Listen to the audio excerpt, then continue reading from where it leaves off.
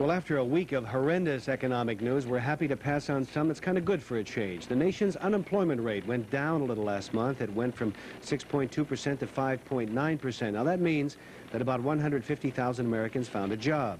But there are still nearly 7 million people in this country out of work. In New Jersey, the unemployment rate dropped 0.5%. It stayed about the same in New York. That's not too bad, really, because nearly 7.5 million New Yorkers are working. That's the highest rate in 10 years. Wall Street managed to end the week on an upbeat note. The Dow Jones average gained about 2.5 points. 875 stocks advanced on the New York Exchange. There were 584 losers.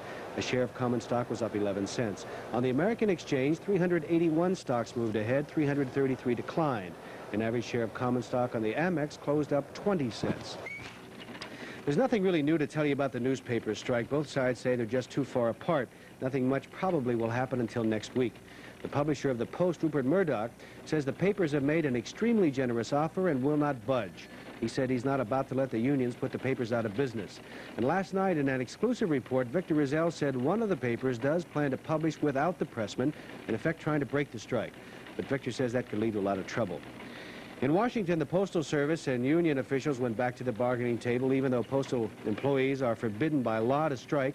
A lot of local union leaders, especially here in New York, are anxious to put down their mailbags and pick up the picket signs.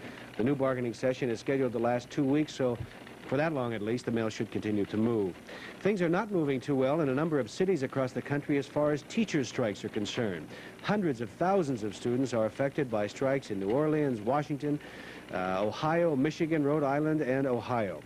And we have a local teachers problem here, too, in Yonkers. School is supposed to start there on Wednesday, but it doesn't look like it will. Talks are scheduled for Sunday, but we're told both sides are very far apart. The issue is money, job security.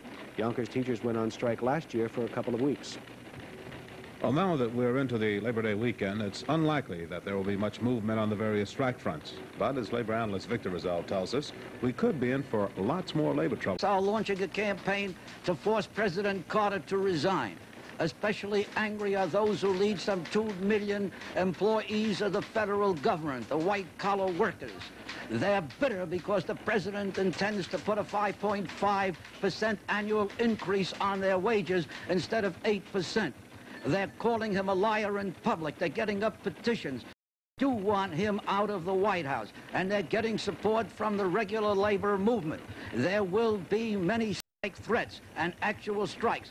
The postal thing is just the beginning. There may be a nationwide railway strike. Already the Norfolk and Western has been out for many weeks, and coal deliveries are cut short. There will be a commercial airline strike threat. And soon the Teamsters, who are already negotiating, plan to blockade the highways of the United States because they will not stand for less than a 10% a year increase. The president is in for considerable trouble this Labor Day season. This is Victor Riesel. A House subcommittee finished its study of the Firestone 500 steel-belted radial tire. It says they should be taken off the road right away. Firestone still maintains that no death has directly been linked to a failure of one of its tires. Mary Tillotson reports on the latest chapter in this controversy. After months of investigation and public hearings, a House Commerce Oversight Subcommittee has concluded that Firestone's Radial 500 tires are linked to thousands of accidents, hundreds of injuries, and at least 34 deaths. Firestone has stopped making the tires now, but about 13 million of them are still on cars in this country. According to congressional investigators, those tires pose an unreasonable risk of death and injury and should be recalled. That recall would cost Firestone millions of dollars. When the federal government first began investigating the tires, Firestone responded not by taking them off the market, but by marking down the price to sell them faster. When customers demand it now, Firestone is replacing the Radial 500s with 721s, a tire that the congressional investigators said may not be safe either.